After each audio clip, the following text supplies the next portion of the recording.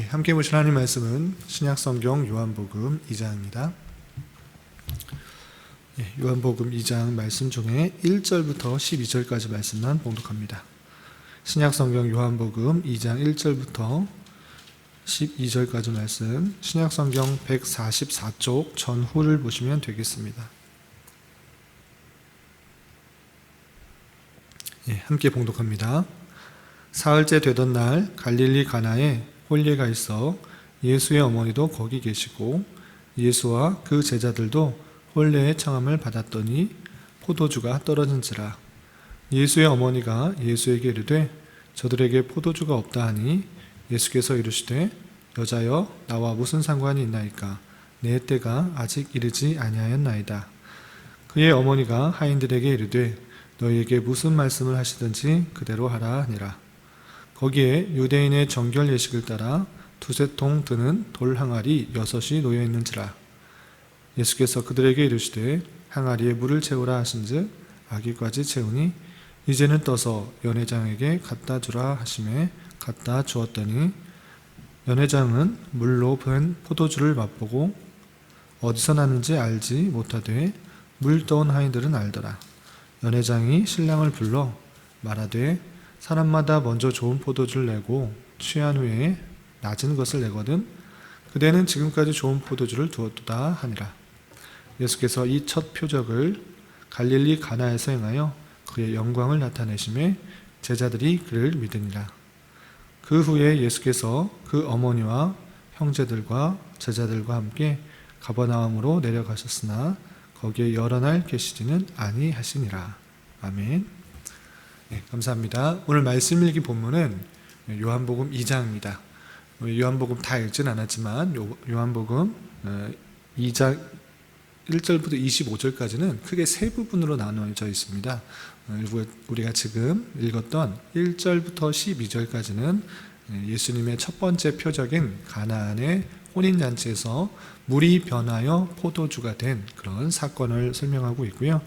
그리고 13절부터 22절까지는 예수님께서 성전에 가보시고 성전에서 장사하는 일들로 말미암아 성전의 본래 의미가 왜곡되고 훼손되는 것을 보시자 성전을 정화하시는 그런 내용들이 나옵니다. 그리고 마지막 23절부터 25절까지는 예수님께서 사람들의 속마음을 다 아시기에 사람들에 의하여서 증거를 받지 않으신다라는 말씀을 하고 계시는 것입니다. 2장도 마찬가지로 1장에서처럼 예수님께서 누구신지를 잘 드러내는 말씀들로 나와 있습니다. 그러니까 사도 요한은 예수님께서 여러 가지 행적과 표적들을 행하시는 것을 통해서 예수님께서 누구신지를 드러내고자 하는 것입니다. 그러면 예수님께서 어떠한 분이신지를 나타내는 오늘 2장의 말씀을 통해서 또 예수님께서 어떠한 분이신지를 좀 잘 깨닫고 또 알아가는 그런 시간을 갖도록 하겠습니다. 우선 1절부터 12절까지는 잘 아는 유명한 사건입니다. 가나안 혼인잔치에 예수님과 제자들 그리고 어머니가 예수님의 어머니가 함께 초청을 받아 그 잔치 자리에 있었는데 잔치가 한참 진행 중에 먹고 마시는데 아주 중요한 역할을 하는 포도주가 떨어지게 되는 것입니다. 포도주가 떨어지게 되자 예수님의 어머니 마리아는 예수님께 이렇게 청하게 되는 것입니다. 포도주가 떨어졌으니 예수님께 그 아들에게 포도주가 생겨나도록 이렇게 요청한 것입니다. 이 모습을 통해서 예수님의 어머니 마리아는 예수님께서 어떠한 능력을 갖고 계신지를 알고 있었던 것을 생각해 볼 수 있습니다. 그래서 이 큰 능력과 기적을 행할 수 있는 아들에게 그렇게 요청한 것입니다. 포도주가 없으니 아들 예수께서 만들어주면 좋겠다라고 요청한 것입니다. 그러자 예수님께서는 뜻밖의 대답을 하십니다. 어머니, 표현에서는 여자여 라고 되어 있는데 여기서 중동에서 쓰는 여자여, 또 오늘날에 있어서 여자여 라고 하면 우리나라에 있어서 다소 이렇게 좀 무례한 것처럼 보이지만 이것은 공손한 말로 이렇게 이해하시면 될 것입니다. 그래서 어머니, 이것이 나와 무슨 상관이 있습니까? 내 때가 아직 이르지 아니하였습니다. 이렇게 표현하고 있는 것입니다. 여기서 내 때가 이르지 않았다라는 것은 무슨 말인가 라고 했을 때는 예수님께서 자신이 어떠한 분이신지를 만천하에 알려야 하는 그때가 아직은 이르지 아니하였다라고 이렇게 표현한 것입니다.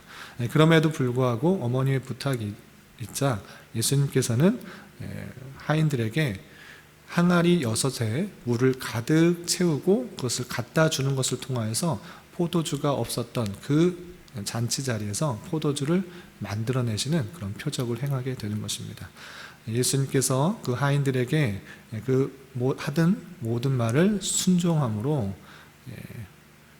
하인들이 순종함으로 항아리에 담긴 물이 떠다 주니 포도주가 되었는데 이전에 먹던 포도주보다 훨씬 더 맛있는 포도주다라고 잔치 사람들이 이렇게 말을 하고 있는 것입니다.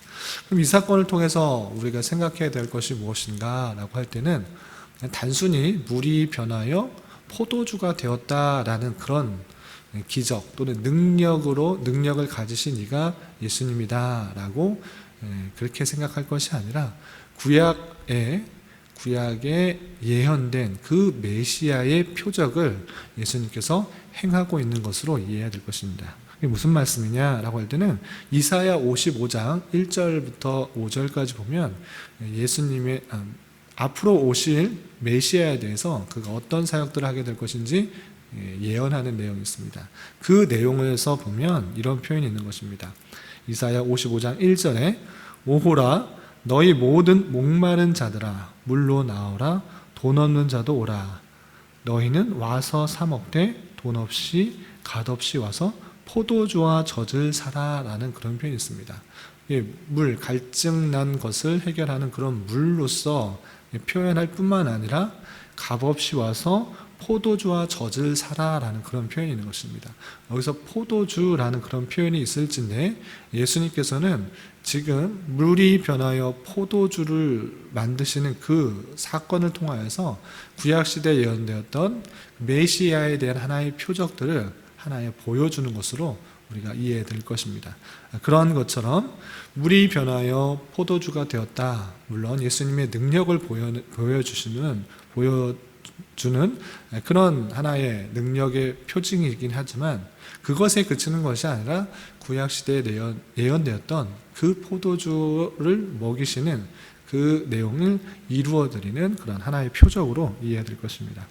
그래서 11절에 보면 요한복음 2장 11절에 보면 예수께서 이 첫 표적을 갈릴리 가나에서 행하여 그의 영광을 나타내심에 제자들이 그를 믿으니라 라고 한 것입니다. 그러니까 이 표적을 통하여서 궁극적으로 원하셨던 예수님의 목적은 무엇인가? 단순히 잔치자리에 흥이 깨지지 않도록 한 것에 그치는 것이 아니라 구약시대에 예언됐던 그 내용들이 이루어지는 것, 그리고 예수님의 능력이 어떠한 것인지를 보여주면서 하나님의 그리스도의 영광, 그 위엄들을 나타내시고 그것을 통해 제자들이 예수님이 어떠한지를 깨닫고 믿게 하는 목적이었다라고 이해해야 될 것입니다. 그리고 그 뒤에 13절부터 22절까지 보면 예수님께서 6월절이 가까이 오자 성전에 가서 성전에 가시게 됩니다. 그런데 성전에 보니 하나님께 제사드리고 하나님께 기도하는 그런 모습들이 있는 것이 아니라 당시에 6월절이 되면 지방에서 멀리 제사 제물을 가지고 오는 것이 힘들었기 때문에 또 오는 도중에 제사의 제물들이 흠이나 다칠 수가 있는 위험들이 있기 때문에 편의와 편리성을 위해서 돈을 가지고 와서 그 성전 안에서 제물들을 사고 팔고 했던 것입니다. 너무 힘들고 어렵기 때문에 편의와 편리를 봐주기 위해서 성전 안에는 비둘기도 팔고 다양한 양도 팔고 다양한 제물들을, 제사 제물들을, 흠없는 그런 제물들을 팔게 되는 것입니다. 그러할 때 본래 성전의 목적이 하나님께 제사드리고 기도하고 만민이 기도하는 집이라 해야 할진데 그 목적들은 별로 없고 많은 사람들이 와서 성전에서 장사하는 그런 모습들로 바뀌어가는 것입니다.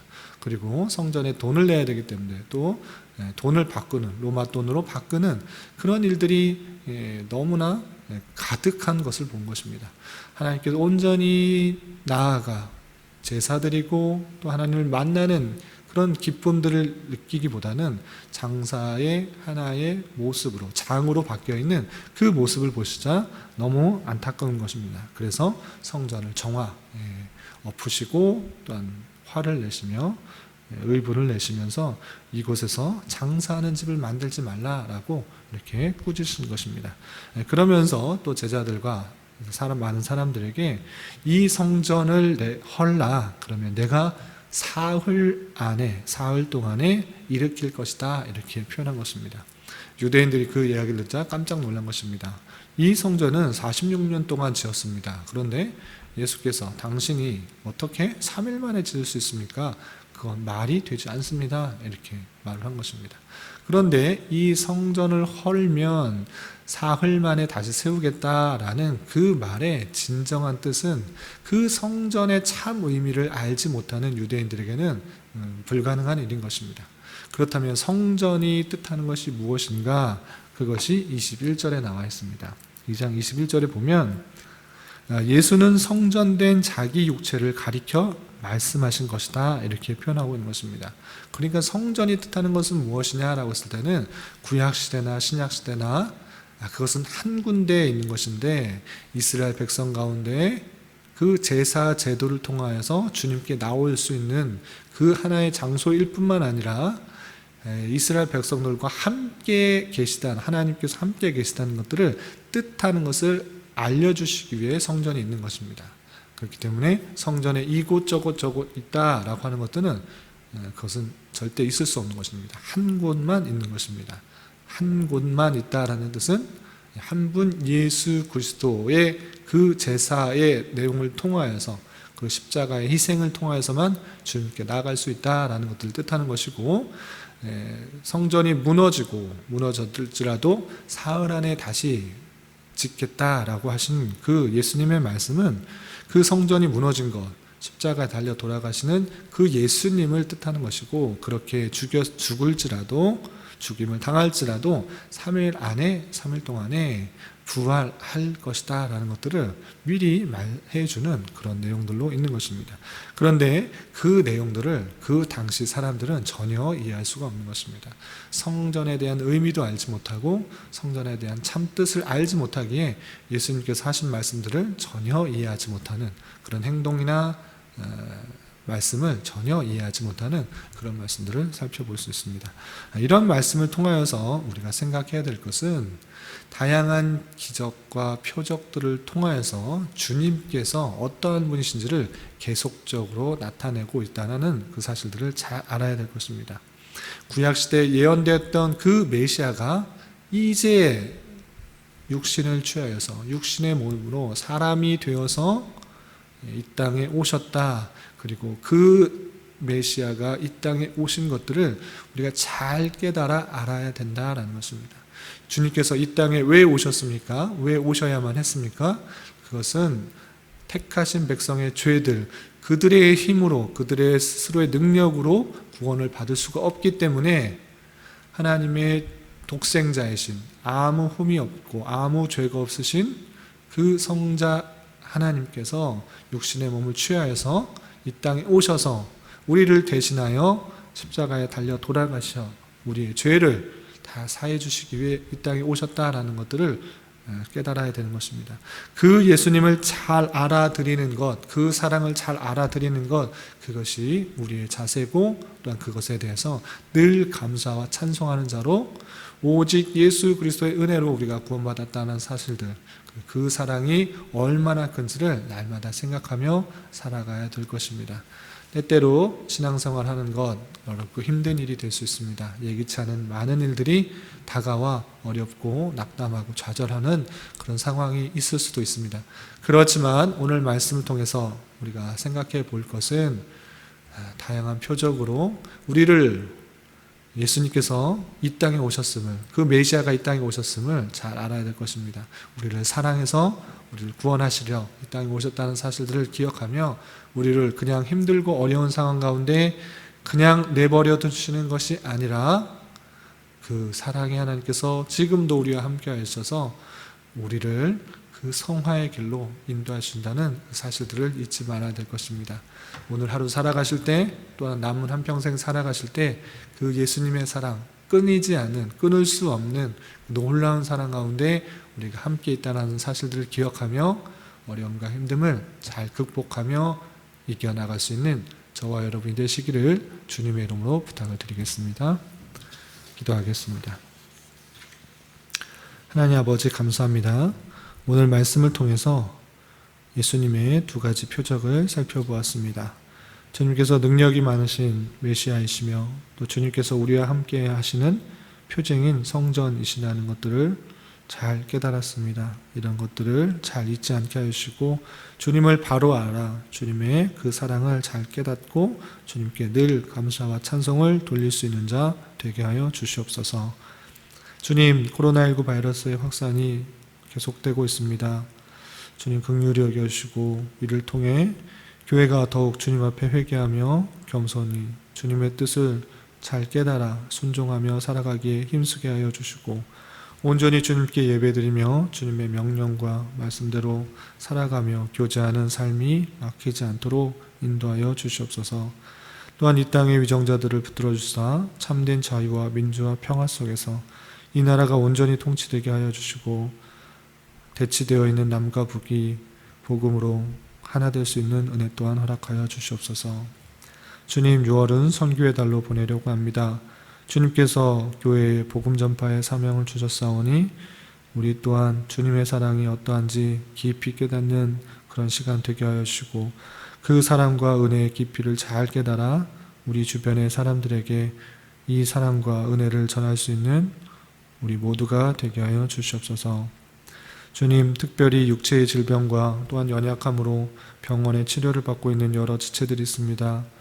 주님을 더욱 찾고 의지하게 하여 주시고 치유하여 주시며 회복시켜 주시사 주님의 살아계심과 역사하심을 깊이 깨닫는 기회 되게 하여 주시옵소서.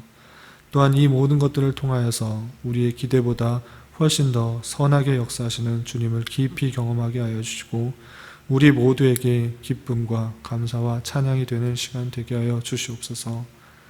이 시간 각자 간구하는 기도 제목 주님께서 들으시고 가장 선한 것들로 응답하여 주시옵소서. 예수님의 이름으로 기도드리옵나이다. 아멘.